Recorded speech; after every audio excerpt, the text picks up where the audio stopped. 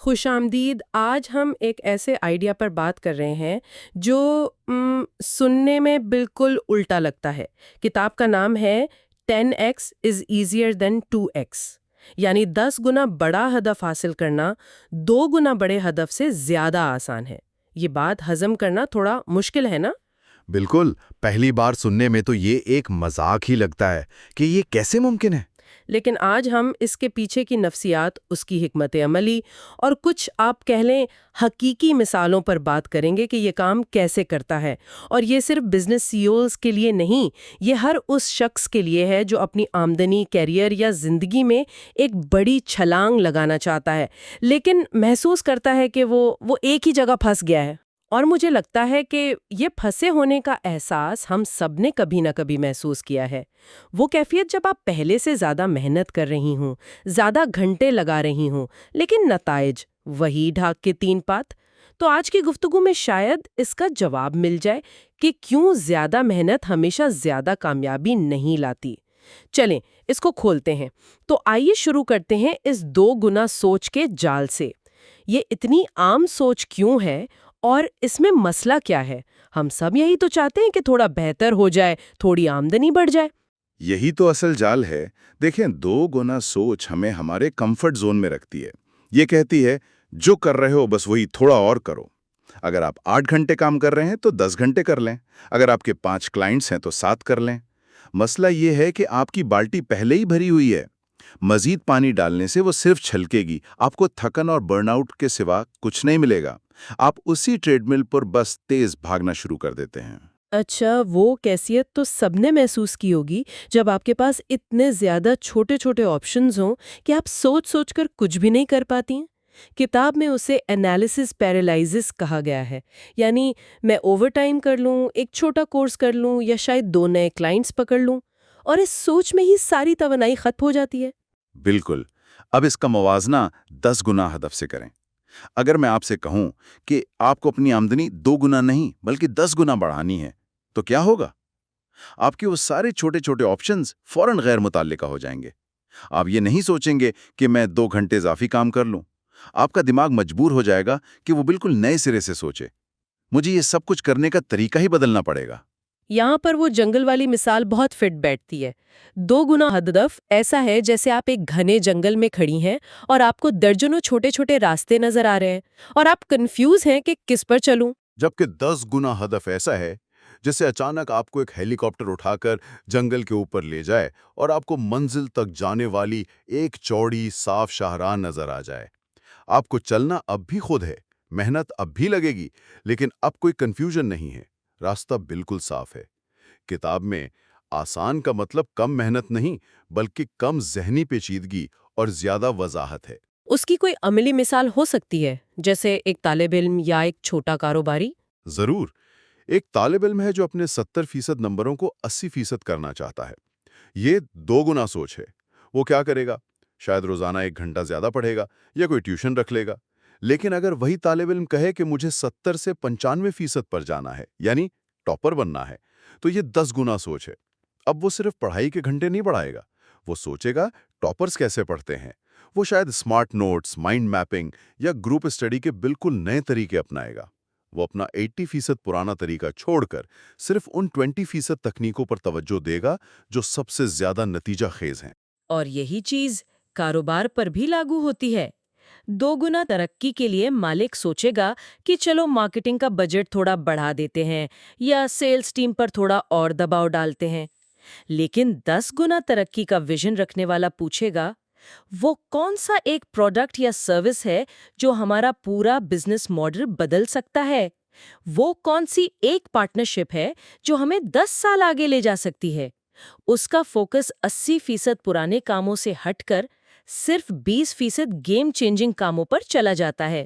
اور یہاں آپ نے خود ہی اگلے اہم نقطے کا دروازہ کھول دیا ہے۔ حقیقی ترقی سیدھی لکیر میں نہیں ہوتی کہ زیادہ گھنٹے لگائیں تو زیادہ نتیجہ ملے گا۔ اصل گروتھ جو ہوتی ہے نا، وہ ایک دم سے آتی ہے، ایک کوالٹیٹیو لیپ ہوتی ہے۔ مطلب آپ چیزیں بہتر نہیں کرتے، آپ چیزیں کرنے کا طریقہ ہی بدل دیتے ہیں۔ اس پر مجھے مائیکل اینجلو کی کہانی یاد آ گئی۔ جب کسی نے ان سے پوچھا کہ آپ نے ڈیوڈ کا اتنا شاندار مجسمہ کیسے بنایا، تو انہوں نے کہا، آسان تھا، میں نے بس وہ سارا فالتو پتھر ہٹا دیا جو ڈیوڈ نہیں تھا۔ کاش میں اپنی زندگی کے فالتو کاموں کو بھی اتنی آسانی سے ہٹا سکتی جیسے انہوں نے فالتو پتھر ہٹا دیا۔ یہی تو 10 گنا فلسفہ ہے۔ یہ کچھ نیا شامل کرنے کے بارے میں نہیں، بلکہ 80% غیر ضروری چیزوں کو بے رحمی سے ہٹانے کے بارے میں ہے، تاکہ آپ کی 20% صلاحیت نکھر کر سامنے آ سکے۔ اور اس کی جدید دور کی سب سے بڑی مثال شاید یوٹیوبر مسٹر بیسٹ ہیں۔ اگر وہ 2 گنا سوچتے تو وہ زیادہ ویوز کے لیے ہفتے میں 10-15 عام سی ویڈیوز ڈال رہے ہوتے۔ یہ مقدار پر مبنی سوچ ہوتی۔ لیکن انہوں نے 10 گنا سوچا۔ انہوں نے کہا میں مہینے میں 1 یا 2 ویڈیوز بناؤں گا، لیکن وہ ایسی ہوں گی جو انٹرنیٹ پر کسی نے نہ دیکھی ہوں۔ بڑا بجٹ، پاگلپن کی حد تک تخلیقی آئیڈیاز اور غیر معمولی معیار۔ نتیجہ، انہوں نے مقدار کو چھوڑ کر معیار پر توجہ دی، اور آج وہ کہاں ہیں ہم سب جانتے ہیں۔ انہوں نے لاشعوری طور پر یہی 80-20 کا اصول استعمال کیا۔ ان 20% آئیڈیاز پر اپنی 100% توانائی لگا دی، جو 80% سے زیادہ نتائج دے سکتے تھے۔ تو یہ 80-20 کا اصول، جسے پریٹو پرنسپل بھی کہتے ہیں، صرف بزنس کے لیے نہیں ہے، یہ ہماری ذاتی زندگی پر بھی لاگو ہوتا ہے۔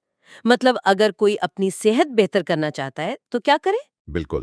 2 گنا سوچ والا شخص اپنی خوراک میں چھوٹی موٹی تبدیلیاں کرے گا یا آدھا گھنٹہ اضافی واک کرے گا، لیکن 10 گنا سوچ والا شخص اپنی پوری زندگی کا تجزیہ کرے گا اور پوچھے گا وہ کون سی 20% عادات ہیں جو میری 80% صحت کی خرابی کی وجہ ہے، اور اسے شاید جواب ملے کہ یہ رات کو دیر سے سونا اور ذہنی تناؤ ہے۔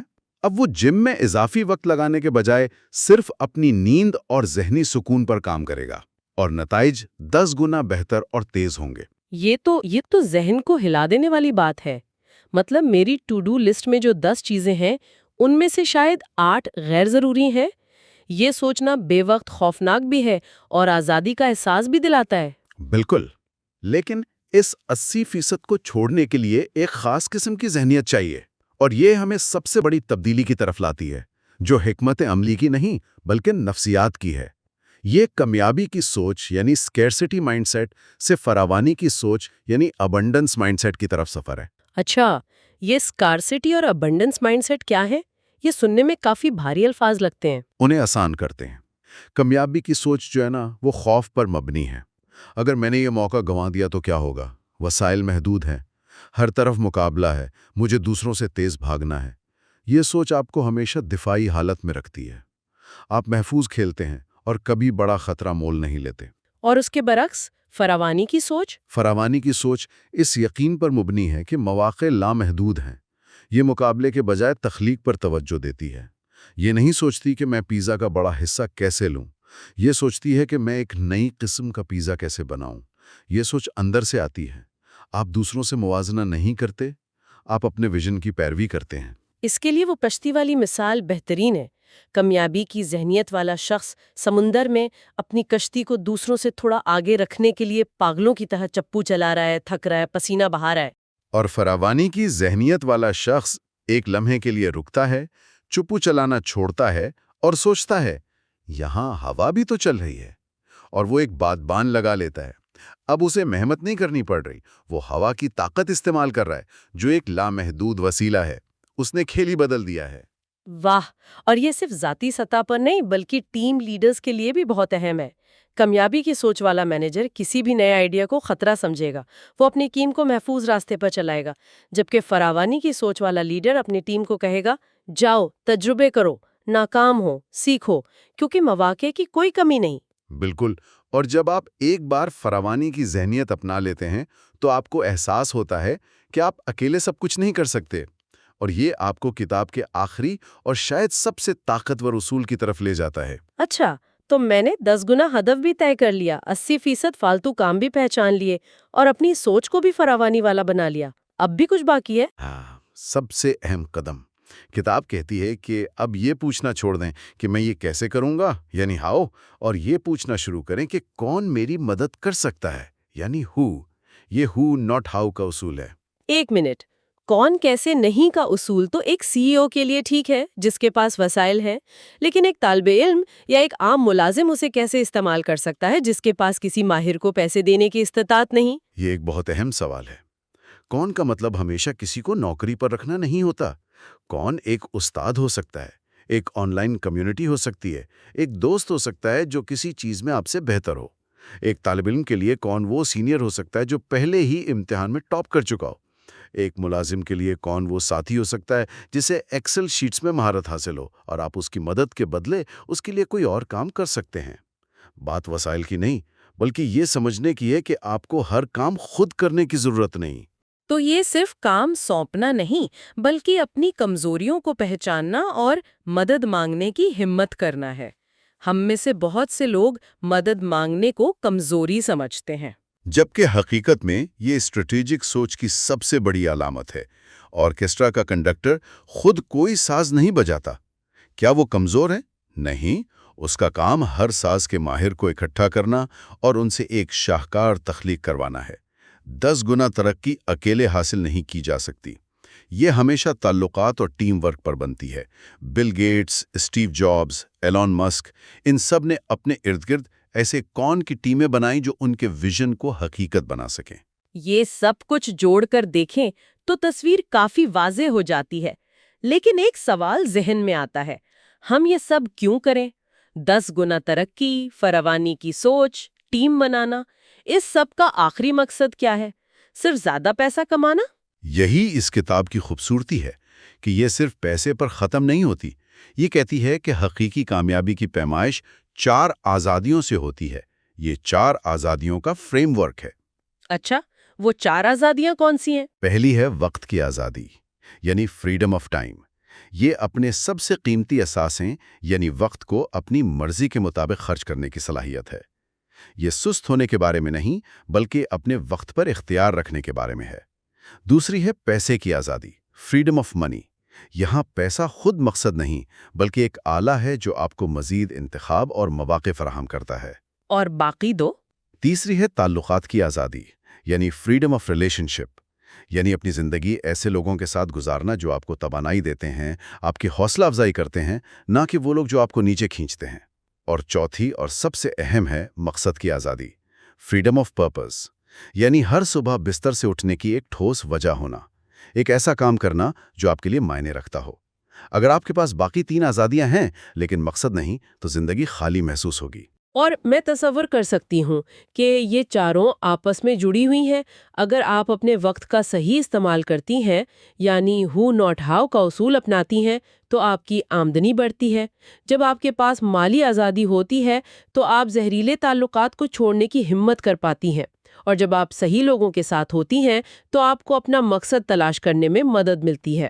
بالکل، یہ ایک ڈومینو ایفیکٹ کی طرح ہے۔ آپ ایک کو ٹھیک کرتے ہیں اور باقی خود بخود بہتر ہونے لگتے ہیں۔ اور یہ فریم ورک صرف امیروں کے لیے نہیں ہے۔ ایک طالب علم بھی سوچ سکتا ہے کہ میں اپنا وقت کیسے بہتر طریقے سے استعمال کروں تاکہ مجھے مقصد والے کاموں کے لیے فرصت ملے۔